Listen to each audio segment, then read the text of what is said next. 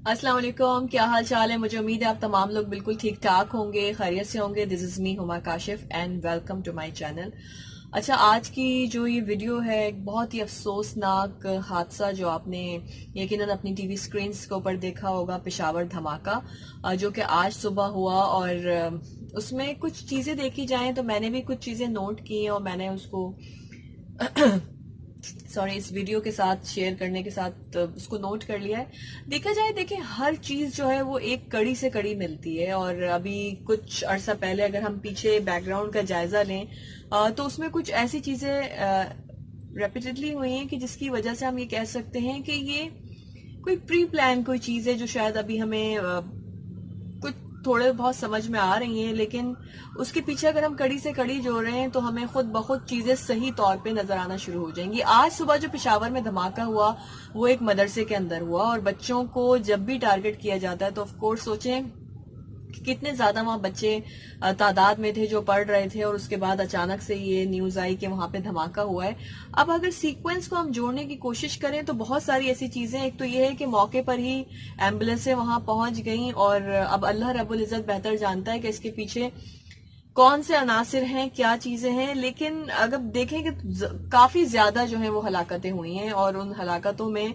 Of course वहां बच्चे थे जो पढ़ रहे थे, और उसके बाद जो है उनको टारगेट किया गया। अच्छा, जब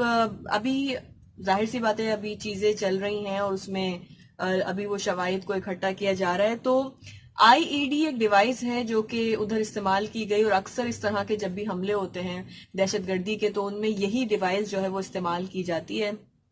और इससे बहुत ज्यादा जो है नुकसान भी हुआ है, स्पेशली बच्चे जो अपने घरों से इल्म हासिल करने के लिए निकलते हैं, और वही के माँ बाप को या हमें नहीं पता कि बच्चा वापस आएगा या नहीं आएगा। तो एक यकीनन एक बहुत ही एक सैड न्यूज है जो आज सुबह सुबह हमें सुनने को मिली। और उसके बाद जो है पाकिस्तान के अंदर अगर हम हालिया दिनों की एक थोड़ी सी नजर डालें तो कुछ सीक्वेंस में चीजें हो रही हैं जो कहीं लगता है कि इस चीज को क्रिएट कर रही हैं कि इसके पीछे जो है कुछ साजिशें हैं, कुछ दुश्मन मुल्क की भी साजिशें आप समझ सकते हैं उसको। और कुछ ये है कि आपको पता है कि हमारे मुल्क में इस वक्त सियासी जो सरगर्मियां हैं वो अपने उरूज पर हैं, और कुछ इस तरह की आप चीजें देख भी रहे हैं कि जलसे भी हो रहे हैं, और उसके साथ भी कुछ चीजें हुई हैं कि जो रिलेट हो रही हैं आपस में, कहीं लिंक्ड इनका मिलता है। बेहतर तो रब की जात जानती है, लेकिन इस तरह की चीजें आप देखें कि ये जो वाकयात अभी फ्रीक्वेंटली हुए हैं तो हमें कुछ अभी कुछ शहरों के अंदर हमें मुख्तलिफ इस तरह की एक्टिविटीज जो है हमें सुनने को मिली, देखने को मिली, न्यूज में भी आप आए दिन सुन रहे होते हैं। और उसके बाद कराची के अंदर एक आलम दीन को टारगेट किया गया, जिनको निशाना बनाया गया, और ऑफ कोर्स उनकी उसमें वफात भी हो गई। तो एक वो भी एक हादसा हुआ। और उसके बाद अगर हम देखें उन आलम दीन को निशाना बनाने के बाद जिस दिन पीडीएम का जलसा था उसके अंदर कोयटा के अंदर, तो उस वक्त भी ये था कि वहां का एक जगह है हजार गंजी के इलाके में, वहां पे भी एक इसी तरह का धमाका हुआ। और उसके बाद आप ये देखें कि पेशावर में आज ये धमाका हुआ। अच्छा, इससे पहले जो एपीएस का हुआ था तो उसमें भी बच्चों को टारगेट किया गया था। अब आज जो ये है धमाका हुआ है पेशावर में, इसमें भी बच्चों को टारगेट किया गया है। और क्यों ये किया जा रहा है? आज जो डेट है 27 अक्टूबर, और ये जो डेट है इस पे काफी सालों पहले जो है 27 अक्टूबर को भारत ने मकबूजा कश्मीर के ऊपर हमला किया था। और उसमें काफी सारे लाखों की तादाद में जो फौजी हैं वो उन्होंने मकबूजा कश्मीर के ऊपर जो है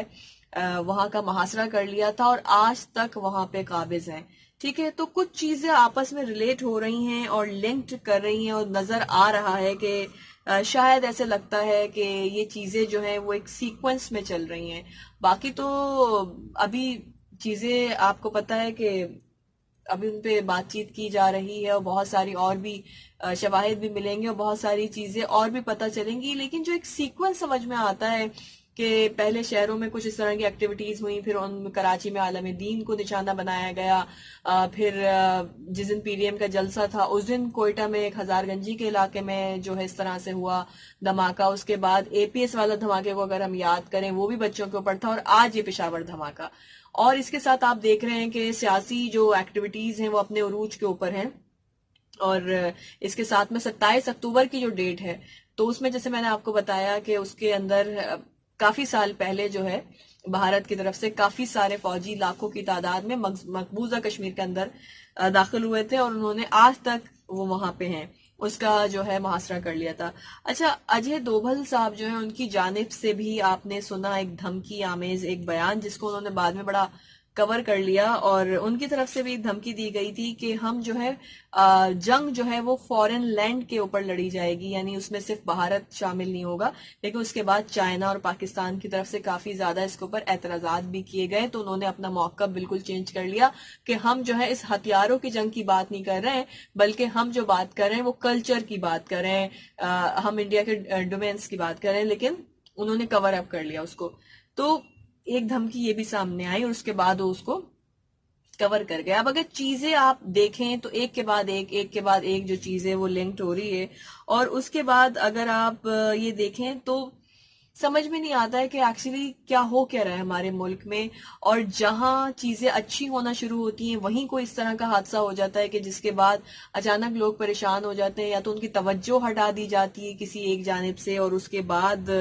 معاملات کو کچھ مزید پیچیدہ کر دیا جاتا ہے۔ آپ کو پتا ہے کہ جب ہمارے ملک میں اس طرح کی کچھ ایکٹیویٹیز ہو رہی ہوں تو دشمن عناصر جو ہوتے ہیں، دشمن جو کنٹریز ہوتی ہیں، وہ ایسے موقعوں کا فائدہ اٹھاتی ہیں، اور وہ ایسے موقعوں کی تلاش میں ہوتی ہیں کہ جہاں سیاسی سرگرمیاں عروج پر ہیں۔ اور آپ کو پتا ہے کہ جو کرکٹ لورز ہیں، آپ کو پتا ہے کہ زمبابوے کی جو ٹیم ہے وہ بھی پاکستان کھیلوں کے لیے آ رہی تھی، اور مطلب آنے والی ہے۔ تو جہاں حالات کچھ بہتر ہونا شروع ہوتے ہیں تو وہیں پہ چیزیں گڑبڑ ہونا شروع ہو جاتی ہیں۔ یہ چیز سمجھ سے باہر ہے، اور موجودہ حکومت کے خلاف بھی کچھ چیزیں چل رہی ہیں۔ آپ کو پتا ہے کہ جو مختلف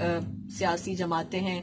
وہ اپنے جلسے جلوس بھی کر رہی ہیں، تو ایسے موقع پر ہر ممکن دشمن عناصر کی کوشش ہوتی ہے کہ ایسے موقعوں کا فائدہ اٹھایا جائے۔ اور سب سے اہم بات جو میں آپ کو بتائی میں نے کہ زمبابوے کے خلاف پاکستان کی سیریز کا آغاز ہونے والا ہے، اور اس میں آف کورس کہ دوسرے ملک کی جو ٹیمیں ہیں وہ ہمارے پاکستان میں آئیں گی، یہی سوچ کے کہ پاکستان ایک محفوظ ملک ہے، لیکن آف کورس ایک محفوظ ملک کو کس طریقے سے ٹارچر کا نشانہ بنانا، اور اسپیشلی بچوں کے اوپر، جہاں بچے ایک مدرسے میں تھے وہاں حملہ کرنا، تو سیکوینس، ایک کڑی، ایک لنک آپ اس کو کہہ سکتے ہیں جو ایک کے بعد دیکھنے میں آ رہا ہے۔ تو بس اتنا ہی کہیں گے کہ اپنے ارد گرد بھی لوگوں کے اوپر نظر رکھیں،